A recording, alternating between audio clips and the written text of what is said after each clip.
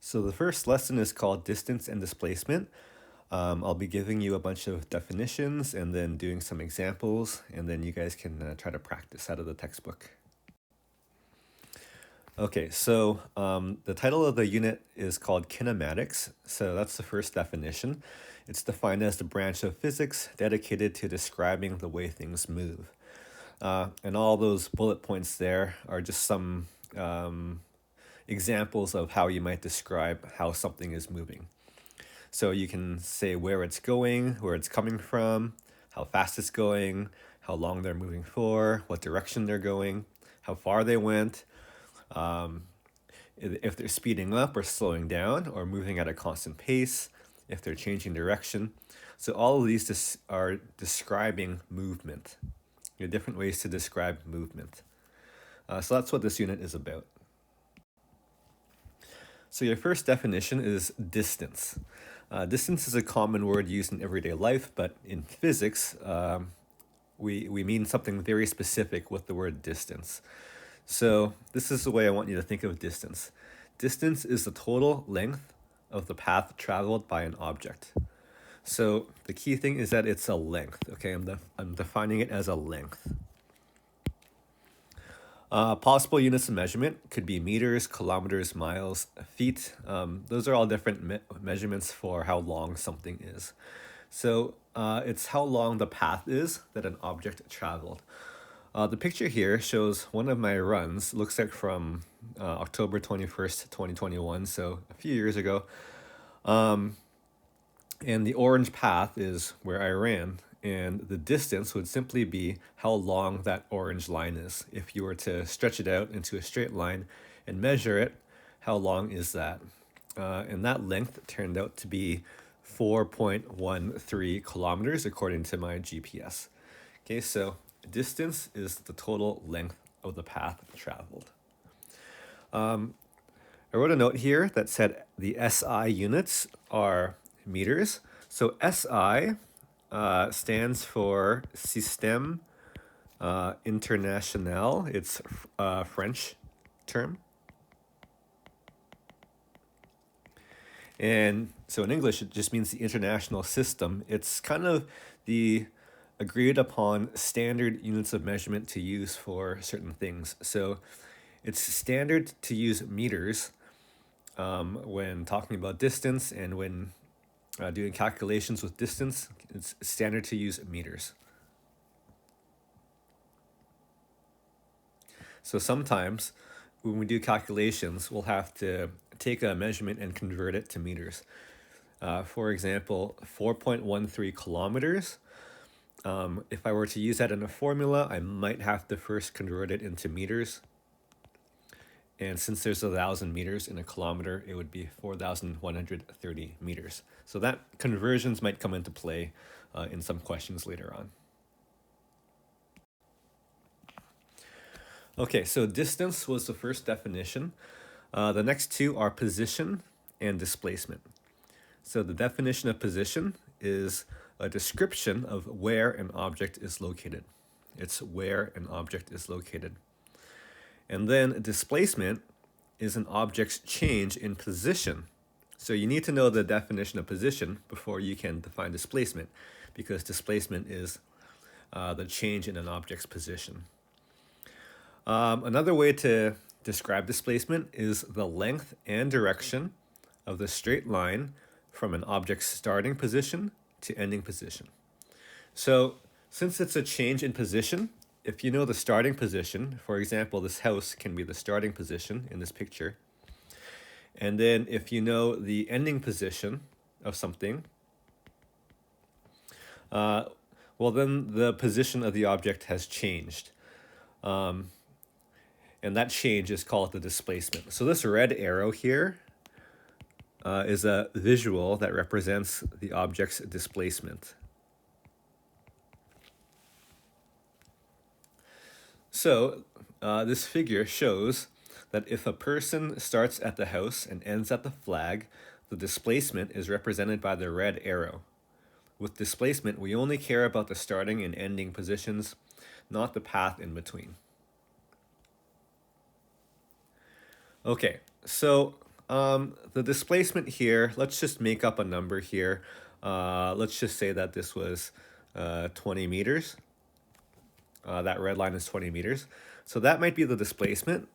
But if you go back and ask, well, what is the distance? Well, the distance would be different. It would not be 20 meters. The distance would be however long this really curvy path is. Okay, so remember, distance was the length of the entire path. So that, if this diagram is to scale, that would be much longer than 20 meters. That'd be like, it looks like it'd be like 80 to 100 meters or something.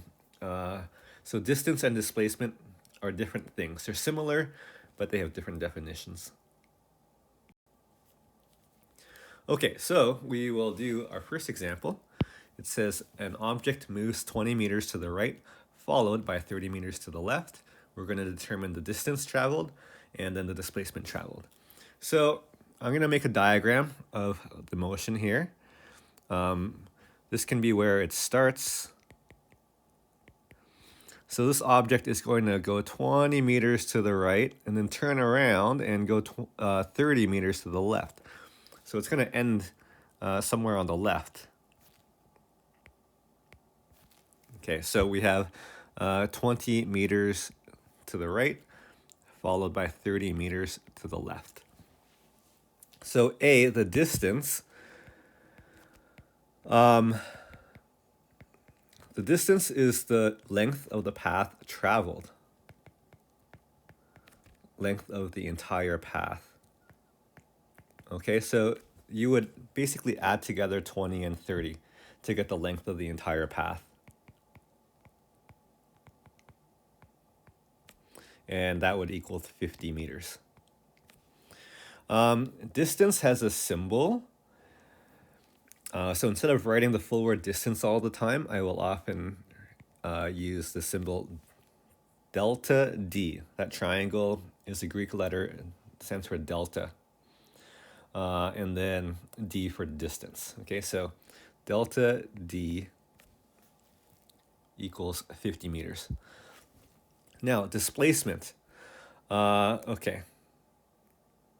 So the displacement is different. The displacement, I'm going to use a red line. It is simply directly from the start to the end. So the red arrow I drew represents displacement. And that is not 50 meters. If you do a little mental math here, it would be 10 meters. Okay, 30 minus 20 is 10. So the displacement is 10 meters. Something I did not emphasize in the displacement slide that I really should emphasize is that when you talk about displacement, you need to say what direction the displacement is. So what direction is my red arrow pointing at? It is pointing to the left. So in square brackets, we often write the direction for displacement. So we call displacement, it's an example of what we call a vector. A vector is an quantity that has a direction with it. Okay, so anytime I talk about any vectors, displacement's your first example, you have to tell me what direction it is. Whereas if you don't need a direction, for example, distance, you don't need a direction, we call those quantities scalars. So a scalar does not need direction, but a vector needs direction. Okay, so for distance, I use delta D as my symbol. Well, displacement also has a symbol. It's very similar. It's delta D again, but it's got a marking on top of it, which I'm going to describe as a harpoon. A harpoon is kind of like a spear with a little hook at the end of it. So I call it a harpoon. And that is kind of the physicist's code that we're talking about a vector. Okay, anytime you see that little harpoon, we're talking about a vector, which means we need a direction.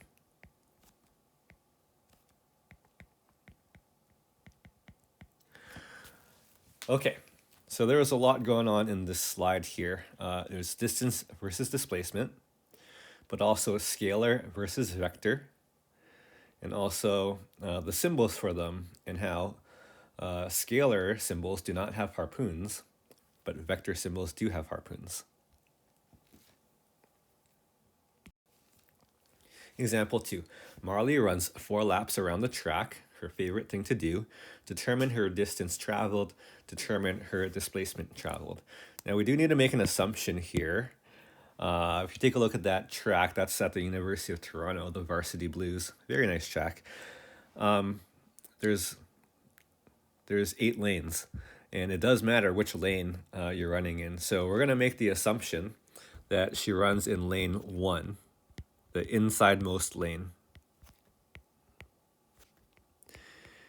Because then I know for sure how much each lap is. And if you run in lane 1, each lap is 400 meters. So I'll calculate her distance first. So the distance, I'm just going to use a symbol now. Do you remember it? It's delta D. It's the total length. So the total length, she did 4 laps of 400 meters. So I'll just say 4 times 400 meters. And that makes 1,600 meters. Now that should actually be rounded to 3 significant figures because the 400 only had 3 significant figures. So my answer I need to express as 1.60 times 10 to the exponent of 3 meters, scientific notation. Okay, so that's the distance. Now let's do the displacement. Do you remember the symbol for displacement? It's delta D with a harpoon. So it's a vector. And remember, it's the straight line from start to finish. That's what displacement means.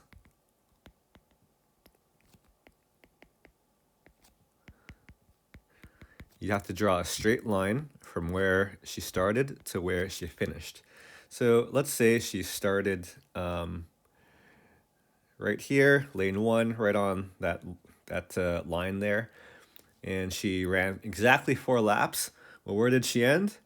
She ended right back at the same spot if she ran exactly 4 laps. So how long is the line? Well, the line is not 0. Her displacement is actually 0. Okay, so this goes to show again that distance and displacement are actually very different things. Okay, they're very different things.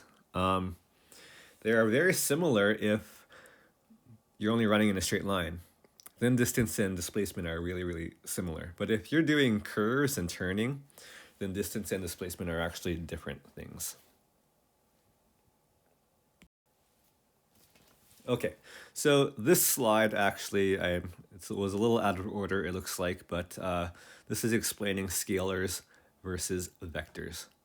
Okay, so I'm not really going to talk too much about it. You can read it on your own time. I mentioned it in a couple earlier slides. All right, now communicating direction. So if we stick to just north, east, south, and west, if objects are just traveling left, right, up, and down, directions are pretty easy. We can just say north, east, south, and west. But if they're traveling at angles, then it becomes a little trickier to communicate direction. So I'm going to show how to communicate each of these 4 arrows and what direction they're going. And you're going to have to try to look for patterns and reproduce this system when you answer your questions. I'll start with the blue one. So the blue one is not going directly east. It's going partly towards the south, but not directly south either. It's somewhere between east and south. It's actually 30 degrees away from the east line, as you can see that angle marked 30 degrees. And that would actually make it 60 degrees away from the south line. Okay, you can think about it in two different ways, because east and south make a total of 90 degrees with each other. So how do I communicate that direction? I can't just say east. I can't just say south. I've got to somehow communicate something in between that. And there's two ways to do it. You can either say east 30 degrees south, or you can also say south 60 degrees east. Okay, so those are the two different ways. You basically sandwich an angle in between two of the compass directions. So I sandwiched an angle in between east and south. Now, depending on which angle you choose, you write east first and south second, or you write south first and east second. If I choose 30 degrees, then I write east before I write south. But if I choose 60 degrees, then I write south before I write east. Basically, the angle you choose, whichever compass direction it's touching, that's the one you write first. Okay, so I'm going to do the red one. Now the red one, it's a little, like it's 45 degrees on either side. So you can say east 45 degrees north, but you can also say north 45 degrees east. 45 degrees is the only angle where it doesn't matter which compass direction you're at first, because it's the same angle on both sides. It's symmetrical. But let's go to the yellow one. Okay, the yellow one is showing a 22-degree angle with the west line. So what would the angle be with the north line? So it's got to add up to 90. So doing some mental math, it would have to be 68 degrees. That makes it add up to 90. Okay, so the two ways to communicate this are, I can say west 22 degrees north. So that's if I choose a 22-degree angle, then I have to write west first and north second. But if I choose a 68-degree angle, I should write north first and then west after. Okay, now the green one. So I see a 50-degree angle there. So what would the other angle be? Could you try again? That would have to be 40 degrees because they have to add up to 90. So the two ways to communicate this, if I start with west, then I have to choose 50 degrees and then write south. But if I start with south, I'd have to choose 40 degrees and write west, okay? So there's always two ways to communicate these directions.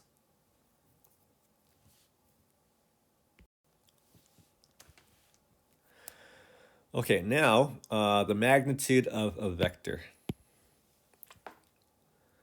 When the symbol for a vector quantity is surrounded by vertical bars, or absolute value bars, it refers to the magnitude of the vector only. For example, the symbol delta D with the harpoon and surrounded by vertical bars is read as the magnitude of displacement. So that's because delta D by itself with the harpoon, that is displacement. And now these two bars, when you add these two bars around it, now it's the magnitude of the displacement. So the word magnitude means the size. So it's the size of a vector. It's how long a vector is. And when you are asked for the magnitude of a vector, you do not write the direction. Okay, so these bars mean tell me the size only, do not tell me the direction. All right, so example 3. The diagram depicts a journey that Hiba made. The blue line represents the path she traveled, and the red arrow is the displacement. State what each of the following equals to. The first one just says d. Now that is distance. Okay, that's distance. And distance is the length of the total path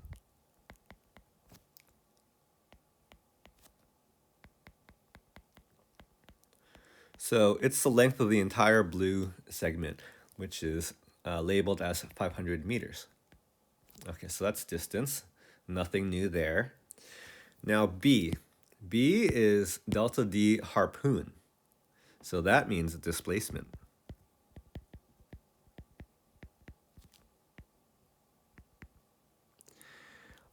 And that means the length and direction of the red arrow.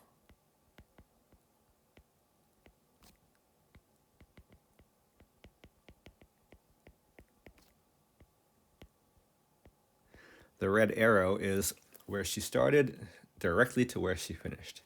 So that would be 400 meters for the length. And the direction, I see that 30-degree angle there. So we have to go do our direction communications. The horizontal dotted line would represent east. And the 30 degrees is in between east and north. If I complete the compass here, we've got east and we've got north. So we write the direction here as east, 30 degrees north. Okay, so that's the answer to B. Now, C is the displacement again, but with those vertical bars around it. Those are called magnitude bars. So this equals the magnitude of displacement. That's what the symbol means, the magnitude of displacement. And that equals the length of the red arrow, and only the length.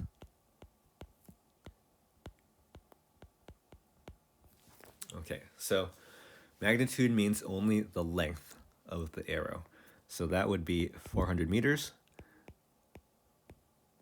And we do not write a direction when there's magnitude bars there. So lots of definitions, lots of symbols. Example 4. Akash travels 30 meters east, followed by 40.0 meters north. Determine his distance traveled. Determine his displacement traveled. Okay, I am going to draw a diagram to help out here. So this can be where Akash starts. First goes 30 meters east. 30.0 meters, that is. And then followed by 40.0 meters north. So I'll draw a line. Should try to draw it somewhat to scale, doesn't have to be perfect. So this would be where he ends up. Okay. A, determine the distance traveled. So remember the symbol for distance, delta D with no harpoon. And distance is the length of the path traveled. So the length of the path is 30.0 plus 40.0. It's just a total there. So that would be 70.0 meters. Now, that's the correct answer. If you were to just say 70 meters as the final answer, you would not get it right. You would lose half a mark.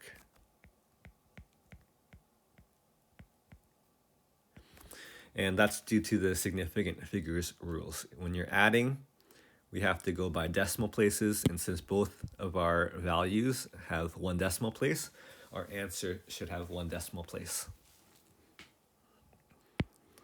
All right, B, displacement.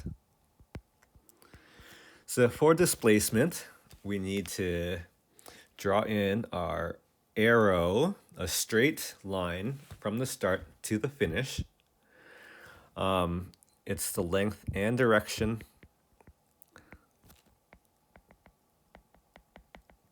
of the red arrow. Okay, so in terms of the length, how can I figure out how long that is? Well, I can use the Pythagorean theorem. First, I'm going to put the symbol down here. I'm going to write the magnitude of the displacement there. Well, actually, no, I'll just write displacement.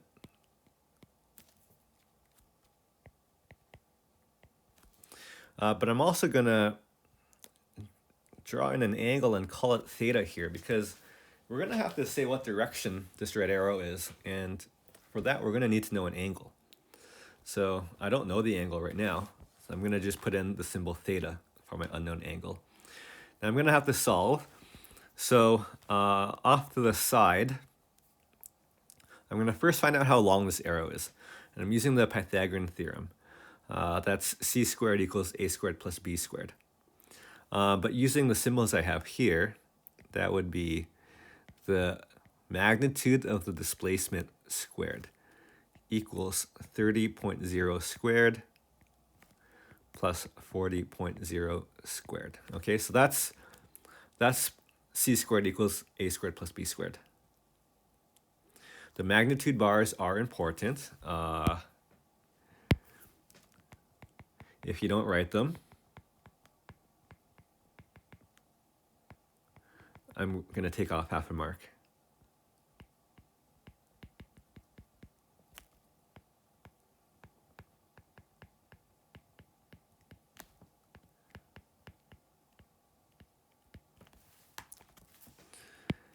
You have to do things with proper form when you're in my class. Okay, so I will continue to calculate this. 30.0 squared is 900. 40.0 squared is 1,600. Together they make 2,700. Now I need a square root both sides. So the displacement will be the square root of 2,700. And I'm going to pull up a calculator to help me out here. That gives me 51.96, which I will round to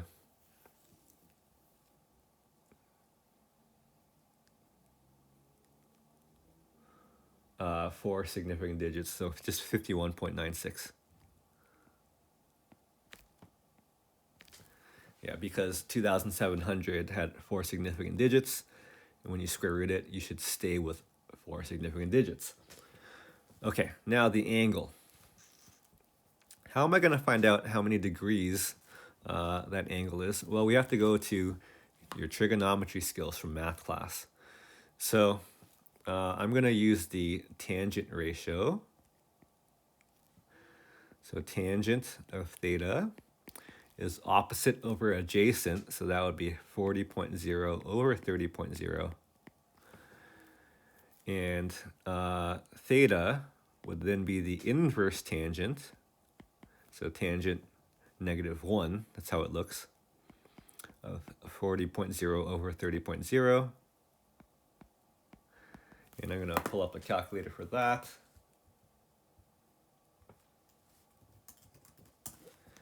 And that gives me 53.1 degrees. Okay, it's because I'm going with 3 significant digits on this angle because 40.0 and 30.0 both have 3 significant digits. Okay, so we need to calculate both of those to be able to figure out the final answer to displacement. Now we can write it as 51.96 meters. And then the direction, so it looks like it's east, starting with east. Then we write 53.1 degrees. And the other direction is north. Okay, the arrow is pointing towards the north, not towards the south. Okay, so that would be the correct final answer. So ways to lose half a mark would be to not have the proper form. Okay, so I did demonstrate proper form. But also, if you don't round things to the correct number of digits or decimal places, you would also lose half a mark. But these answers here would get you full marks. Okay, so this practice slide is not accurate. I would like you to do questions in section 1.1 of your textbook. Okay, so that's it for the first lesson. Please do those textbook questions, and if you're done and still have time, you can be working on your assignment, your presentation assignment that you'll do next week.